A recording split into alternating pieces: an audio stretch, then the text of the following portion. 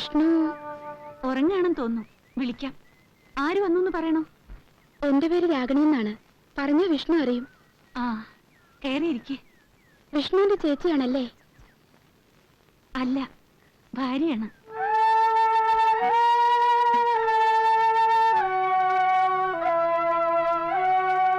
അല്ല, ഭാര്യയാണ്. കുട്ടേട്ടാ, കുട്ടേട്ടാ, കുട്ടേട്ടാ, കുട്ടേട്ടാ, നേരെ എത്രയെന്നറിയാമോ? കുട്ടേട്ടാ, എന്തൊരു ഉറക്കായത്! എങ്ങനെയുണ്ടോ എന്തൊരു കാണിക്കുന്നത്?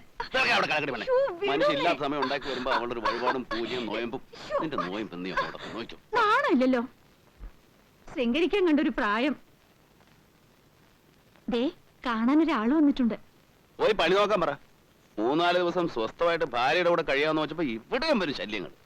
എന്റെ സീത, നീ എന്തിനാ ഞാനിവിടെ ഉണ്ടെന്ന് പറയാൻ പോയത്? ഒരു പെൺകുട്ടിയാ. ഏത് പെൺകുട്ടി? രാഗിണി എന്നാ പറഞ്ഞേ. രാഗിണിയോ? ഏത് രാഗിണി? ജോലി അല്ലെങ്കിൽ സംഭാവന ആയിരിക്കും. ഈ നശൂലങ്ങൾക്ക് ഓഫീസ് വന്നാ പോരെ, വീട്ടിൽ വന്ന് സ്വൈര്യം കെടുത്തണോ? നാശം. എന്തെങ്കിലും അത്യാവശ്യം കാണും. ഒന്ന് പോയി നോക്കുന്നേ. നീ പോയി കാപ്പി എടുത്തുണ്ടോ?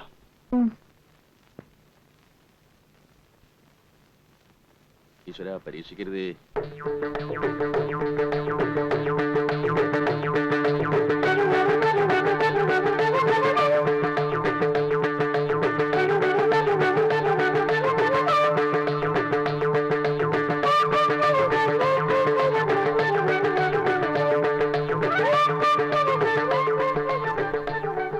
ഗോപാല, ആ സാധനം എങ്ങോട്ട് പോയി? സാധനോ? നീ കണ്ടില്ലേ? ആ പണ്ടാർ ഇവിടെ അന്വേഷിച്ച് വന്നിരിക്കുന്നു. ഏത് പണ്ടാരം? ഓ, അത് ശരി. കണ്ണേ കരളേന്നൊക്കെ പറയുന്നതിന്റെ പര്യായാണോ പണ്ടാർ? എനിക്ക് പ്രാണവേദന, പൂച്ചയ്ക്ക് തമാശ. വല്ല പ്രശ്നം ഉണ്ടാകണേ തടുത്തോണേ. നിനക്ക് ഞാൻ പുതിയൊരു ഷർട്ടും പാന്റും വാങ്ങിച്ചരാം. വാക്ക് പറഞ്ഞ വാക്കായിരിക്കും. കുട്ടേട്ടാ, കുട്ടേട്ടാ, ആ കുട്ടി പോയോ? ഏത് കുട്ടി? നീ വല്ല സ്വപ്നവും കണ്ടതായിരിക്കും സീതേ. ഇവിടെ വന്ന് നോക്കിയപ്പോ ഒരു കുട്ടിയുമില്ല, ചട്ടിയുമില്ല. ആ കുട്ടി ഇവിടെ ഇരിക്കാൻ പറഞ്ഞിട്ടാ ഞാൻ അകത്തേക്ക് വന്നത്. രാഗിണി എന്ന് പറഞ്ഞ കുട്ടേട്ടനെ അറിയുന്നു. വെളുത്തിട്ട് കാണാൻ നല്ല തറവാടിത്തുള്ള കുട്ടിയാ. 10-22 വയസ്സേ ഉള്ളൂ. നീ അറിയോടാ? വല്ല കള്ളികളും ആയിരിക്കും. ഇപ്പൊ പല വേഷത്തിലും പേരിലും നല്ല തറവാടിത്തുള്ള കള്ളികൾ ഇറങ്ങിയിട്ടുണ്ട്. കഴിഞ്ഞ ആഴ്ച മറ്റേ ആ തമിഴന്റെ വീട്ടിൽ ഇതേപോലെ തറവാടിത്തുള്ള ഒരു സ്ത്രീ പേരും നാളും ഒക്കെ പറഞ്ഞു വന്നതാ. കുറച്ച് കഴിഞ്ഞപ്പോ TV ഇല്ല, ടേപ്പ് റെക്കോർഡറും ഇല്ല. കയ്യിൽ ഒതുങ്ങിയതൊക്കെ അടിച്ചോണ്ട് പോയി. ഇക്കാലത്ത് സ്വന്തം ആൾക്കാരെ പോലും വിശ്വസിക്കരുത് ചേച്ചി, അല്ലേ സാറേ? നീ പോയി സാധനങ്ങൾ വല്ലതും പോയിട്ടുണ്ടോ നോക്ക്. എന്റെ ഈശ്വര, ചതി പറ്റിയോ? നിന്നെ സമ്മതിക്കണം. നിന്റെ വായിൽ എങ്ങനെയാടാ ഇത്രയും പെട്ടെന്ന് ഇത്രയും വലിയ നുണകൾ വരുന്നേ?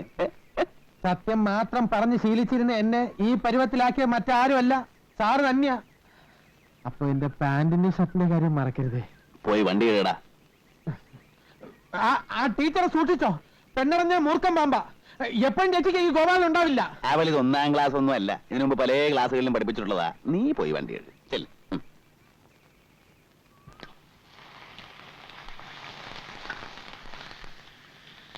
അപ്പുറത്ത് പോയിരിക്കുന്നേ. അമ്മ എന്താ എന്നെ ചീത്ത പറയാ? ഏത് നേരവും കൂടെ കൊണ്ട് നടക്കുമെന്ന് പറഞ്ഞു. കണ്ട പെണ്ണുങ്ങളുടെ പിന്നാലെ ഒന്നും അല്ല ഞാൻ നടക്കുന്നത്, എന്റെ ഭാര്യയുടെ പിന്നാലെ അല്ലേ. അത് തെറ്റാന്ന് ഏതമ്മ പറഞ്ഞാലും ഞാൻ സമ്മതിക്കാൻ പോണില്ല. പിന്നെ ആര് പറഞ്ഞാലാടാ നീ സമ്മതിക്കുക? ഭർത്താക്കന്മാര് ഭാര്യമാരെ സ്നേഹിക്കും. പക്ഷേ ഇതൊക്കെ ഒരു തരം അഭിനയ. നീ സിഗരറ്റ് വലി തുടങ്ങി അല്ലേടാ? ഞാനോ? എന്റെ സീത, നീയാണോ അമ്മയോട് നീ നുണയൊക്കെ പറഞ്ഞു കൊടുക്കുന്നേ? അവളൊന്നും എന്നോട് പറഞ്ഞില്ല. എന്നാൽ ആ കള്ളനായിരിക്കും കോവാലൻ. എന്റെ അമ്മ അവൻ പറയുന്നത് മുഴുവൻ നുണയാ. ആരും എന്നോടൊന്നും പറഞ്ഞിട്ടില്ല. ഈ സിഗരറ്റ് നിന്റെ ഉടുപ്പിന്റെ പാക്കറ്റിൽ എങ്ങനെ വന്നു? അതൊരു ശീലമൊന്നും അല്ലമ്മേ, ഒരു രസത്തിന് വല്ലപ്പോഴും. അവിടെ എന്ത് തണുപ്പാണെന്നറിയോ? അയ്യോ, ഒരു ന്യായവും പറയണ്ട. എടാ, നിന്റെ അച്ഛന് ഒരു പൊടിവലി, സിഗരറ്റ് വലി, കള്ളുകൂടി ഇങ്ങനെ ഒരു ദുസ്സവം ഉണ്ടായിരുന്നില്ല. പറഞ്ഞിട്ട് എന്താ കാര്യം? ഈശ്വരൻ ആയുസ് തന്നില്ല. അത് നിന്റെ ഭാഗ്യദോഷം. ആ അച്ഛന്റെ മോന സിഗരറ്റ് വലിക്കുന്നത്. ഇനി എന്തൊക്കെ ദുസ്വഭാവമാടാ നീ പഠിച്ചു വെച്ചിരിക്കുന്നേ? അമ്മേ, ഒരു ദുസ്വഭാവവും ഞാൻ പഠിച്ചിട്ടില്ല. അമ്മയ്ക്ക് സംശയമുണ്ട്, ആ ഗോപാലിനെ വിളിച്ചു ചോദിച്ചു നോക്ക്. ചോദിക്കണം. വെറുതെ അല്ല നിന്റെ ഡ്രൈവറായിട്ട് ഞാൻ അവനെ തന്നെ അയച്ചത്. നീ അവിടെ എന്ത് ചെയ്താലും ഞാൻ ഇവിടെ അറിയും. വിശ്വസ്തനാവൻ.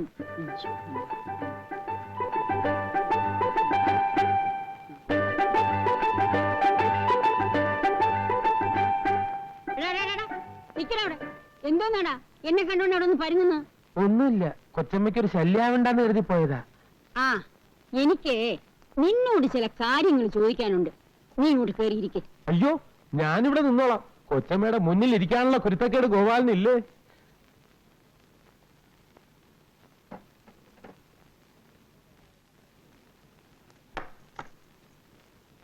കുട്ടൻ എങ്ങനെയാടാ അവിടെ? എങ്ങനെയെന്ന് ചോദിച്ചാ? ആ, സമയത്തിന് ആഹാരം കഴിക്കുന്നുണ്ടോ? വേണ്ടാത്ത കൂട്ടുകെട്ടുകളോ ദുസ്വഭാവം വല്ലതും ഉണ്ടോ? അയ്യോ, അങ്ങനെ എന്തെങ്കിലും ഉണ്ടെങ്കിൽ ഗോപാലിനെ ആ നിമിഷം ഇവിടെ അറിയിക്കില്ലേ? ആ, ചിലര് പറയണത് കേൾക്കുമ്പോ സത്യം പറഞ്ഞാൽ എനിക്ക് രോമാഞ്ചം ഉണ്ടാകാറുണ്ട്. സാറിന് ഇത്രയും നല്ല സ്വഭാവവും പെരുമാറ്റവും ഒക്കെ കിട്ടിയത് സാറിന്റെ അമ്മയുടെ മിടുക്കൊണ്ടാണെന്ന ആളുകൾ പറയണത്. അവനെ ഞാൻ വരച്ച വരയിൽ നിർത്തി വളർത്തിയതാ. ഗോപാലിനറിയോ, 5 വയസ്സിൽ അവന്റെ അച്ഛൻ മരിച്ചതാ. അമ്മയും അച്ഛനുമായിട്ട് ഞാനേ ഉണ്ടായിരുന്നുള്ളൂ. ഇന്ന് വരെ എന്റെ ഒരു വാക്ക് അവൻ മറികടന്നിട്ടില്ല. എന്നാലും നിന്റെ ഒരു കണ്ണ് എപ്പോഴും അവന്റെ അടുത്ത് വേണം. ആ, എപ്പോഴാ ദുർബുദ്ധി തോന്നുന്നെന്ന് അറിഞ്ഞൂടാ. നീ എപ്പോഴും പിന്നിൽ വേണം. അയ്യോ, എല്ലാ കാര്യത്തിനും ഞാൻ പിന്നിലുണ്ട്. ആ, കൊള്ളാം. വീട്ടിൽ വരാൻ സമയമില്ലാണ്ട് എന്താടാ കുട്ടൻ ഇത്ര വലിയ ജോലി അവിടെ? ഈ തേയില നുള്ളുന്നതും ചായപ്പൊടി ഉണ്ടാക്കുന്നതും ഒക്കെ അവൻ തന്നെയാ? അത് പിന്നെ നമ്മുടെ കണ്ണ് തെറ്റിയ ഒരു കാര്യവും ശരിയാവില്ല.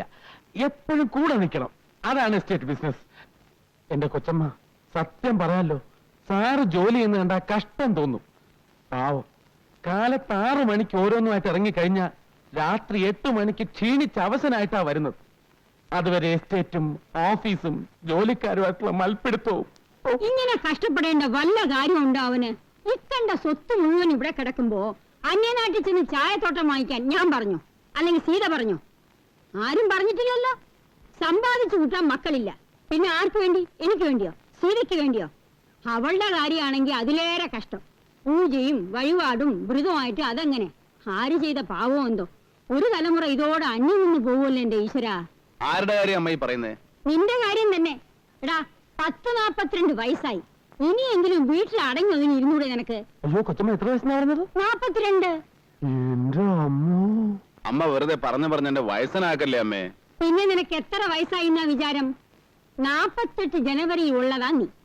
90 ജനുവരിയിൽ 42 വയസ്സായി. നരച്ച മുടിയും മീശയും കറുപ്പിച്ചെന്ന് വെച്ച് നീ കൊച്ചുകുട്ടിയാവൂ? എന്ത് കേട്ടിട്ടാണ് ചിരിക്കുന്നേ? കഴുതേ. ആ, അമ്മ എന്തിനാ എന്നെ ഇങ്ങനെ നാണം കിടത്തുന്നേ? നമുക്ക് വേറെ ഒന്നും പറയാനില്ലേ? എടാ കുട്ട, എനിക്കോ വയസ്സായി. ഒരു കുഞ്ഞിക്കാല് കണ്ടിട്ട് മരിക്കണമെന്ന് ഒരു ആശ ഉണ്ടായിരുന്നു. ഇനി ആശിച്ചിട്ട് ഫലമില്ല. നീ ഇങ്ങനെ അന്യനാട്ടിൽ പോയി കിടക്കുന്നത് ശരിയല്ല. പോയില്ലെങ്കിൽ അവിടത്തെ കാര്യങ്ങൾ ആര് നോക്കും അമ്മേ? ആ നാശം അങ്ങ് വിറ്റു തൊലയ്ക്കണം. വിറ്റു തൊലയ്ക്കാനോ? ഇത്രയും കാലം ഞാൻ അവിടെ പോയി കിടന്ന് വേർപ്പൊഴി കഷ്ടപ്പെട്ടത് വെറുതെ ആവൂലേ? വെറുതെ ആയിക്കോട്ടെ, സീതയ്ക്കും അത് തന്നെയാ ഇഷ്ടം. ഇനിയുള്ള കാലം നീ നാട്ടിൽ വന്ന് ജീവിക്കേ. എനിക്ക് വയ്യ. ദേ, ഞാൻ പറയുന്ന അങ്ങോട്ട് അനുസരിച്ചാ മതി കേട്ടോ. അമ്മയുടെ അഭിപ്രായം തന്നെയാണോ നിനക്കും? എസ്റ്റേറ്റ് വിൽക്കണോ? ഈ കഷ്ടപ്പാട് കാണുമ്പോ കഷ്ടപ്പാടൊന്നുമില്ല. 5-6 കൊല്ലം നമ്മളെ മക്കളെ പോലെ പോറ്റി വളർത്തിയിട്ട് ഇറ്റുകളയാനൊരു മടി. എനിക്ക് വിൽക്കണ്ട. അതല്ല, വേണ്ടെന്ന് നിനക്ക് തോന്നുകയാണെങ്കിൽ പിന്നെ ഒന്നും ചിന്തിക്കാനില്ല. നിന്റെ ഇഷ്ടമാണ് പ്രധാനം. കുട്ടേട്ടന്റെ ഇഷ്ടം നോക്കിയാ മതി. അപ്പോ കുറച്ചുനാളൂടെ കഴിയട്ടല്ലേ? മതി. എന്നാ നീ അത് അമ്മയൊന്ന് പറഞ്ഞ് മനസ്സിലാക്കും. ഉം. നാളെ ഞാൻ പോയാലോ എന്ന് ആലോചിക്കുക. ഓഫീസിൽ തീരാത്ത പണിയുണ്ട്. ജോലി ഉണ്ടെങ്കിൽ പൊയ്ക്കോളൂ. ഉം. നാളെ മുതൽ ടൗൺ ഹാളിൽ ഗീതയജ്ഞ ആരംഭിക്കുക. 2 ആഴ്ച നോയമ്പ് നോക്കണമെന്ന് കരുതിയതാ, അതും മുടങ്ങി. ആ, ഇനി എപ്പോഴാ വരുന്നേ? എന്താ? ഇപ്രാവശ്യം വരുമ്പോ ഒരിടത്ത് പോണോന്ന് അച്ഛൻ വന്നപ്പോ പറഞ്ഞിരുന്നു. എവിടെ? തൃശ്ശൂർ ഒരു നാട്ടുവൈദ്യനുണ്ടത്രേ. നമ്മൾ 2 ആളും കൂടെ ഒന്ന് ചെന്ന് കാണണമെന്ന് രാധ അച്ഛനെ എഴുതി അറിയിച്ചതാ. ഫലിക്കുന്ന മരുന്നാ. ഒക്കെ വെറുതെ ഓരോ കേട്ടുകേഴ്വിയാണെന്നേ. എന്തെല്ലാം മരുന്നുകൾ കഴിച്ചു. നമുക്ക് യോഗമില്ല.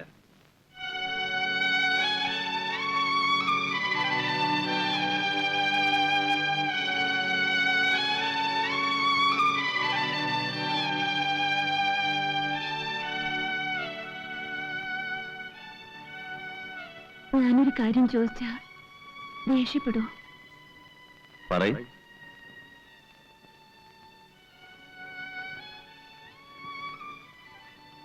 ഒരു കുഞ്ഞുണ്ടാവാത്തതിൽ അമ്മയ്ക്ക് വലിയ വിഷമമുണ്ട്. അമ്മ ഒരു കാര്യം എന്നോട് സൂചിപ്പിച്ചു. ആലോചിച്ച് നോക്കിയപ്പോ അതിൽ തെറ്റൊന്നുമില്ല. എനിക്ക് സന്തോഷമേ ഉള്ളൂ. വളച്ചേട്ടത് കാര്യം പറയും. കുട്ടികൾ ഉണ്ടാവുമെന്നുണ്ടെങ്കിൽ ഒരു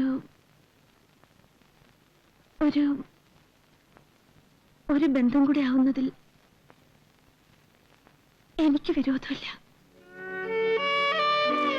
നിനക്ക് എങ്ങനെ മനസ്സ് വന്ന് സീത ഇത് പറയാൻ? വേറൊരു സ്ത്രീയെ അങ്ങനെ നമുക്ക് കുട്ടികൾ ഉണ്ടാവണ്ട. നിനക്ക് ഞാനും എനിക്ക് നീ, അത് മതി. ഉം?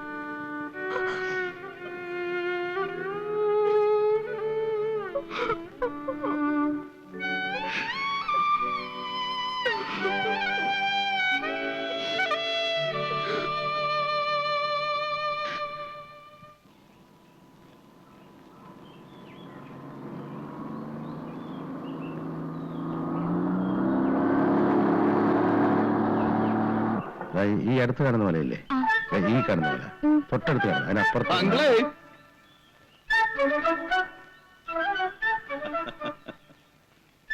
എന്താ ഇവിടെ എങ്ങനെയാ? നല്ല തണുപ്പുണ്ടോ? ചൂടാ? ഇയാൾ എല്ലായിടത്തും ഉണ്ടല്ലോ. ഹ, സ്നേഹത്തോടെ ഒരു കാര്യം ചോദിക്കുമ്പോ അങ്കിൾ എന്തിനാ കിടന്ന് ചൂടാവുന്നേ? ഞാൻ കുറെ ദിവസമായിട്ട് നാട്ടിലായിരുന്നു, അതുകൊണ്ടല്ലേ ചോദിച്ചത് തണുപ്പാണോ എന്ന്.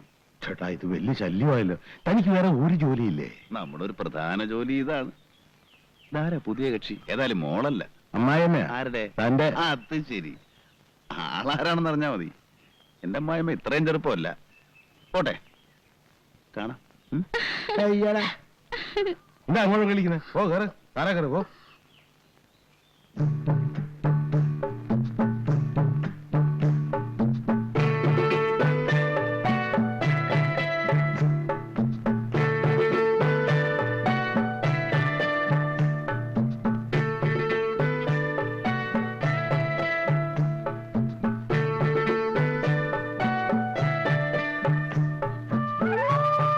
അതെ, വല്ല ഒത്തു കിട്ടിയോ?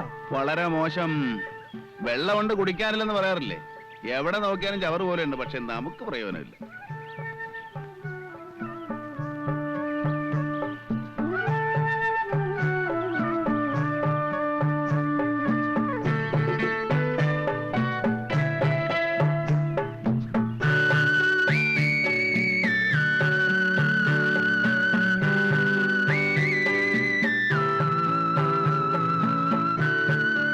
എന്തോ തടഞ്ഞ ലക്ഷണം ഉണ്ടല്ലോ. തടഞ്ഞു എന്ന് പറയാറായിട്ടില്ല. ഒരു മത്സ്യം എങ്ങനെ മുന്നിൽ കിടന്ന് പിടയ്ക്കണം. ഏതാ കക്ഷി? ഒരു സ്വർണ്ണ മത്സ്യം.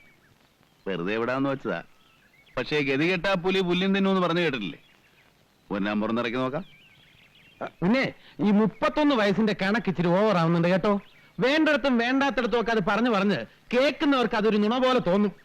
പൂവല്ലേ? ആഹാ. ആ കാര്യം ഞാൻ നോക്കിക്കോളാം. നീ ആവശ്യമില്ലാത്ത പബ്ലിസിറ്റി കൊടുത്ത് നാറ്റിക്കായിരുന്നാ മതി. ചെല്, പോയി കാറിലേക്ക്. ഞാനങ്ങ് വന്നേക്കാം.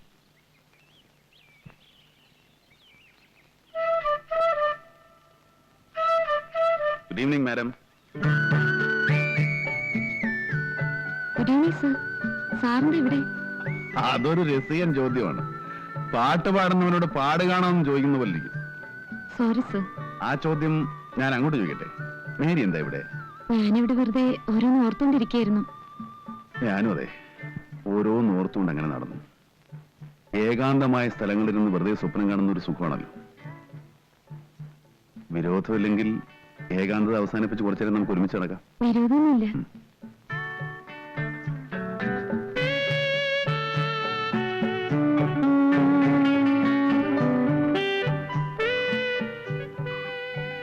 മേരി എന്താണ് ആലോചിക്കുന്നത്? സാറെന്താണ് ആലോചിക്കുന്നത്?